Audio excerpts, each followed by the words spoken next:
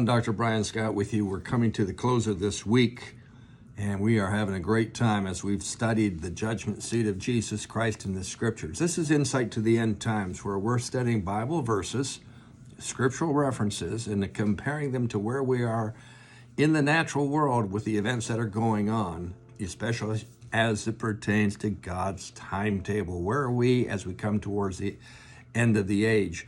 Well, this week we've been studying the judgment seat of Jesus Christ. Here's our theme verses. It's 2 Corinthians chapter 5, verse number 10. For we must all appear before the judgment seat of Christ, that each one of us may receive the things done in our bodies according to what we have done, whether it be good or bad. What's the purpose of the judgment seat? It's to have our everything we've ever done since we became a Christian is going to be reviewed by the Lord Jesus Christ. And some of it will be good and some of it will be bad, but it's for the purpose of receiving the rewards that He has for us that we will carry through all eternity. As we closed off yesterday, we were looking at the extensive wording of the amplified version of verse number 10, where it tells us that these good or bad or good or evil events will consider the purpose and the motive and what we have achieved and what we've been busy doing and what we've given ourselves to and what our attention has been focused on. Now, I had just begun to share with you the distinction of good and bad. Good is pretty well self-explanatory, but what's bad mean? And in the Greek word is P-H-A-U-L-O-S. I believe it might be pronounced phalos, and it refers to something that's worthless or inferior in quality. It's something that is worthless or inferior in quality. We could almost say it's referring to good works that are bad. And really, the examination that the Lord is going to conduct on these bad works is what was our motivation and whether we had selfish desires involved. Are you with me? Pretty good stuff. Let's go to 1 Corinthians for a moment, chapter 4, verse 5. We've already used this verse once or twice. It says, "Judge nothing before the time until the Lord comes, who will both bring to light the hidden things of darkness and reveal the counsels of the heart." So the latter portion of this verse is referring to what are the motives involved and what's the selfish desires that may be involved in this situation. Hebrews chapter 4, verse 13 gives us some further insight. It says there's no treasure hidden from His sight, from God's sight, from Jesus' sight. All things are naked and all things are open to the eyes of Him to whom we must give an account. So we are giving an account to Jesus Christ. Everything will be open to Him. He is going to be looking at what our motives are and what our focus has been on. Has it been selfish or has it been for the kingdom? And these wrong motives, you see, most people, many people, a lot of believers are doing things with wrong motivation. They're doing things for selfish desires, and they may even generate a good result.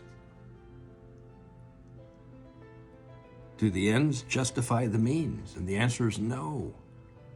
The Lord's going to look at our motivation.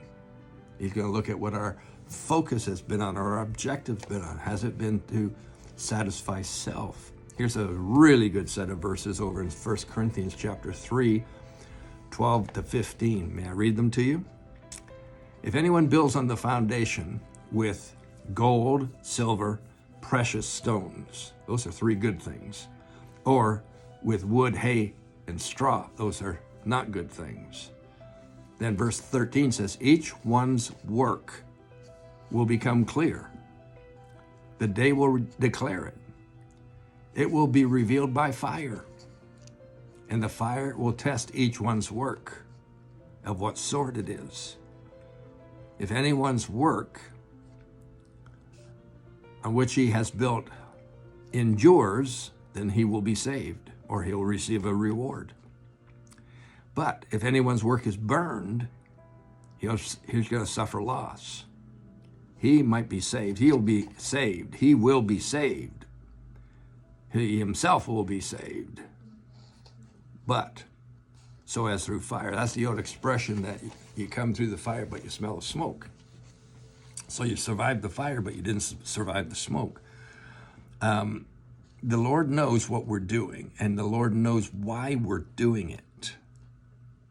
Let me say that again. He knows what we're doing, and he knows why we're doing it. This word appear, it says we must all appear before the judgment seat. The word appear in the Greek means to be made manifest, to be disclosed, to be made known.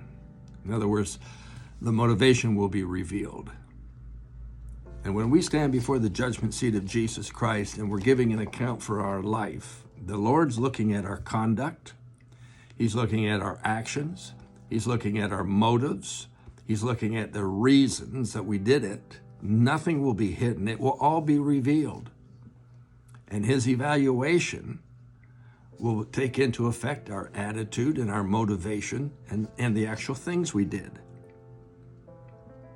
Over in Matthew chapter 6, verses 1 through 5, there's a statement Jesus makes. He says, if you do your actions and you make your statements in order to impress people and get their congratulations and their adulation, then that's the only reward you're going to receive.